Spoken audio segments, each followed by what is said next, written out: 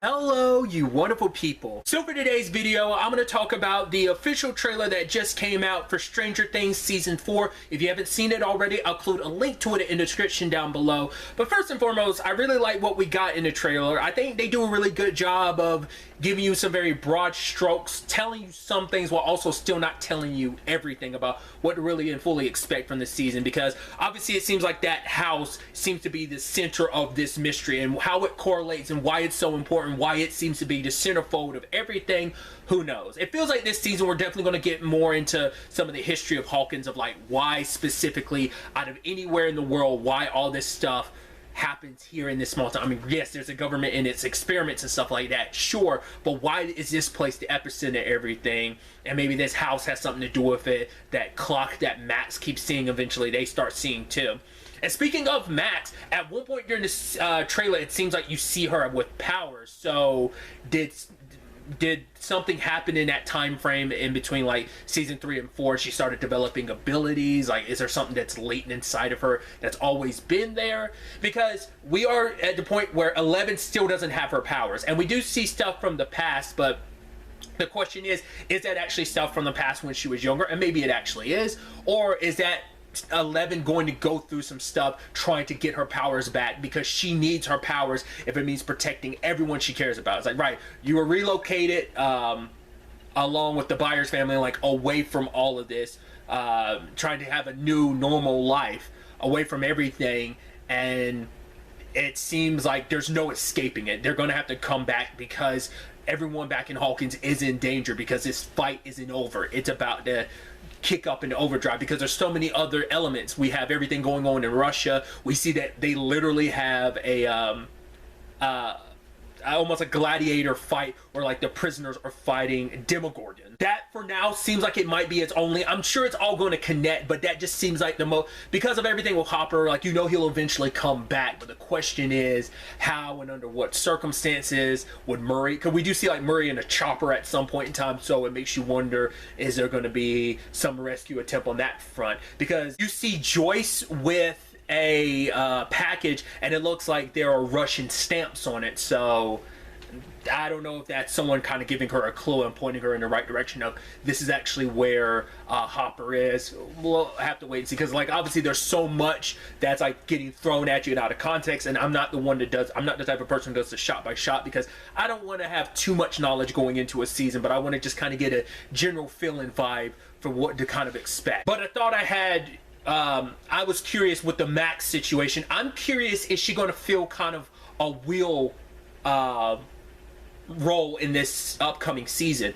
Because Will has kind of always had, yes, it's always like 11's at the center of it, but Will's always been kind of at the center of it when it came to the Upside Down. He was the one that, you know, survived in the Upside Down. Obviously the Mind Flayer coming after him in season 2, and he's the one that still got that thing in the back of his neck that he could feel the Mind Flayer. So I wonder, is it Max? Because she's the one, at least trailer-wise, we see kind of sees the clock for the first time. So maybe there's some correlation there with everything that's going on, that maybe she's going to fill some center role, especially if she has powers. Could she be chosen, much like the Mind Flayer took over Will's body in season 2, and then Billy's body in season 3? That, you know, now having lost her brother, like, after everything, you know, despite him being a complete and utter douche, we understand why he was the douche he was, but that loss, maybe it put her in a vulnerable spot. Because that's the thing, and I think that's such a powerful element of the trailer. Like, everyone's trying to move on with their lives, but try as they might, it doesn't fill the void of just everything terrible that's going down. That they're the, because it's also another thing of, this is us getting older and having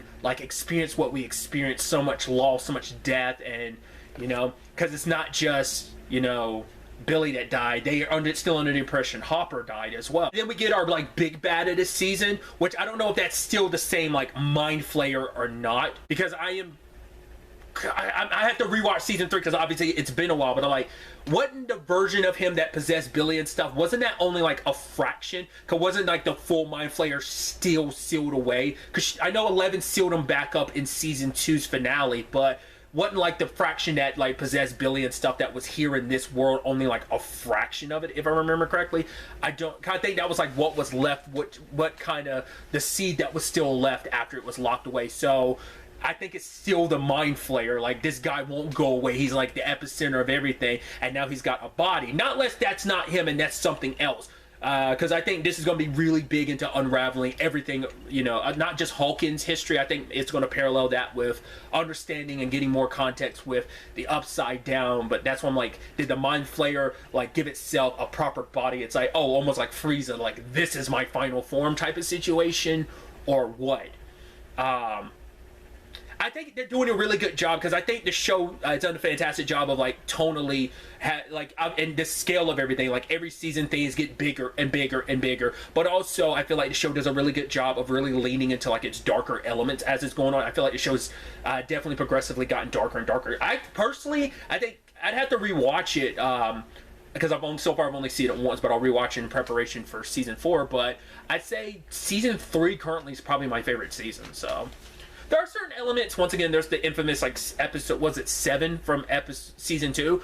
We still never circle back to that. I think there's hints to it and stuff like that, but from the promotional material, it doesn't seem like we're really diving into that. Granted, there is the potential flashback stuff. Once again, I'm under the impression those might be flashbacks, but I was also wondering, could it be, once again, that 11 is going through those processes again, trying to awaken her powers. It's like they're still there, they just need a jump start, and if it means protecting everyone, she needs to come back and go through that potentially all over again. So we'll have to wait and see how that plays out. But I'm very, very excited. I was actually surprised when I saw it seems like they're splitting the season up. It doesn't seem like they're going to be that far apart, like volume 1 and volume 2 of it. But this is the beginning of the end, because they have announced that the 5th season will be the final season. So it's going to be very interesting to see where the story takes us. You know, what will be the pop-off moment to really bring everyone together, because the haunted house stuff seems like that's mainly like the team back at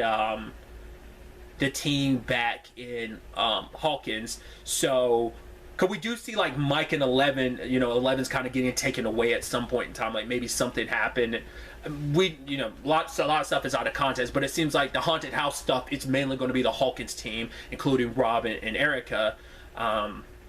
Going to be curious to see what roles they play this season and where their stories end up taking them in that regard. I'm also curious, is there a little bit of a Steve and Nancy thing happening again because of everything, like Jonathan and like, you know, the Byers family moving away? So I'm curious, is there going to be something there?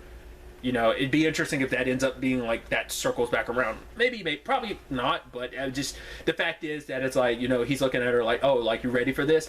Doesn't mean anything, but part of me was like, right, I did forget like relationship statuses for some people. So, because he did like Robin, but he found out like Robin's like, oh, like Robin likes girls. So obviously, these are just some of the thoughts going through my mind. I'd love to get to know your thoughts in the comments down below. What did you think? What are some things you want to see from this season? What are some things you expect to see? Let me know all your thoughts. But really, that's all I'm going to talk about. So the next time we meet, be happy, be safe, live life to the fullest, and enjoy it. Good day, and good